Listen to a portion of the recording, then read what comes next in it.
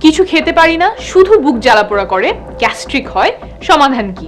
আমাদের অনেকেরই খাবার পরে বুকের মাঝখানটাতে জ্বালাপোড়া করে। এই রোগটাকে আমরা অনেক ধরনের নাম দেই, gastric, ulcer, acidity, heartburn, acid reflux ইত্যাদি। তবে ডাক্তারি ভাষায় এই রোগের নাম অনেক বড়। সমাধান জানতে নাম মুখস্থ করা লাগবে না। কেন এই সমস্যাটা হয় সেটা আগে অল্প করে বলবো, তারপর বলবো বাসায় বসেই এই সমস্যা কমানোর 7 উপায়, আর কখন অবশ্যই ডাক্তারের কাছে যেতে হবে। এগুলোর কোনোটাই আমার মন গড়া কথা না, সবগুলোই গবেষণা থেকে তুলে ধরা। বুক জ্বালাপোড়ার পাশাপাশি মুখে টকটক লাগতে পারে, পেট ফাঁপা লাগতে পারে, বমি ভাব হতে পারে, বারবার ঢেকুর আসতে পারে, আবার কারো কারো বারবার কাশি বা হেঁচকি হয়, কণ্ঠ কর্কশ হয়ে যায়, শ্বাসে দুর্গন্ধ আসে। কেন এই সমস্যাটা হয় সেটা দিয়ে শুরু করি। আমরা যখন কিছু খাই সেই খাবার পাকস্থলীতে যায়। পাকস্থলী কিছু অ্যাসিড এবং আরও কিছু জিনিস তৈরি করে খাবার হজম করার জন্য। অ্যাসিড আর খাবার দুটোই পাকস্থলী থেকে নিচের দিকে নামতে থাকে। তবে যদি অ্যাসিড নিচের দিকে না নেমে গলার দিকে উপরে উঠে আসে, তখন আমরা বুকে জ্বালাপোড়া অনুভব করি। তাহলে পাকস্থলীর অ্যাসিড কেন উপরের দিকে চলে আসে, নিচে না নেমে? কোনো কারণ ছাড়াই এমন হতে পারে। আবার কিছু কিছু জিনিস এই সমস্যা সৃষ্টি করতে পারে বা বাড়িয়ে দিতে পারে। যেমন নির্দিষ্ট কিছু খাবার, কারো কারো বেশি মশলা দিয়ে রান্না করা খাবার খেলে জ্বালাপোড়া শুরু হয়, আবার কারো কফি খেলে অসুবিধা শুরু হয়। এক একজনের এক এক রকম হতে পারে।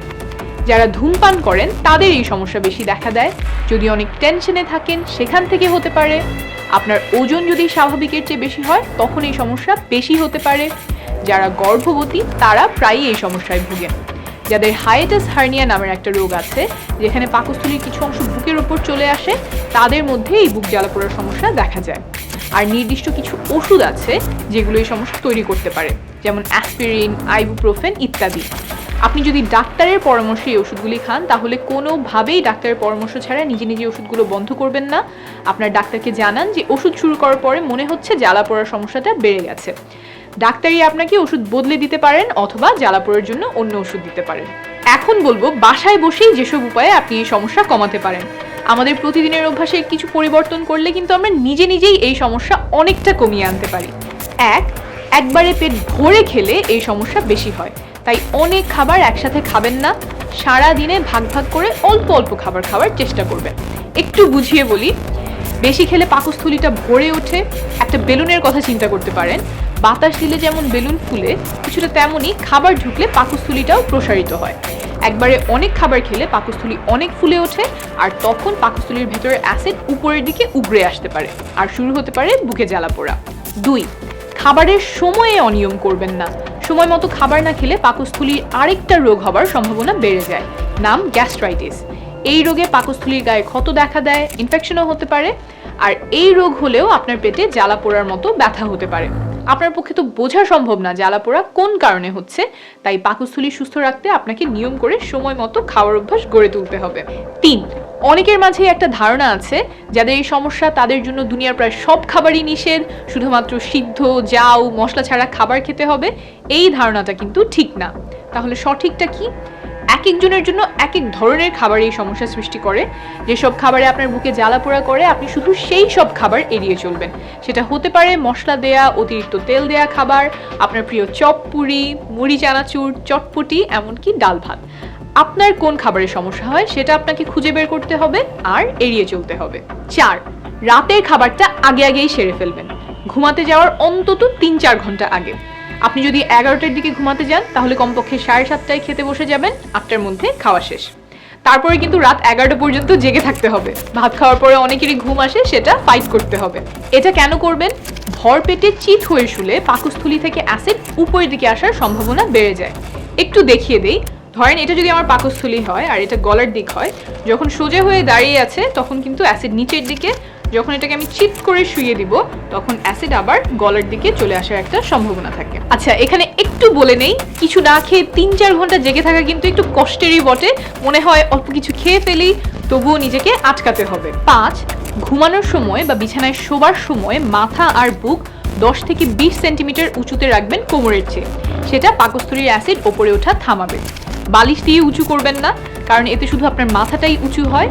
বরং তোষকের নিচে বা খাটের নিচে কিছু দিয়ে খাটের একটা দিক উঁচু করে নেবেন এবং সেই দিকে মাথা দিবেন। যাদের রাতের বেলা জ্বালাপোড়ার সমস্যা বেশি হয় তাদের জন্য এই ধাপটা খুব গুরুত্বপূর্ণ। আর খেয়াল রাখবেন ঘুমের সময়ে দেহের ভঙ্গিটা যেন স্বাস্থ্যকর থাকে। আঁকাবাঁকা অস্বাস্থ্যকর হলে আবার শরীরে ব্যথার সৃষ্টি হতে পারে। বালিশ বা বালিশের উচ্চতা পরিবর্তন করলে অনেকেরই ঘাড় ব্যথা হয়। 6, এবার আরেকটা গুরুত্বপূর্ণ বিষয় বলবো, যেটা শুধু আপনার বুকে জ্বালাপোড়াই কমাবে না, আপনার স্বাস্থ্যের জন্যও উপকারী হবে। আপনার যদি ওজন বেশি হয় তাহলে সেটা কমানোর চেষ্টা করুন।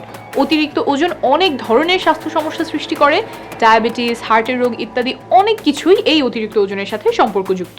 তাই ওজন কমিয়ে ফেলা এবং কমানোর পর সেটা ধরে রাখাই শ্রেয়। আপনার বুক জ্বালাপোড়ার সমস্যা সমাধানেও এটা অনেক সাহায্য করবে। 7, ধূমপান বন্ধ করতে হবে।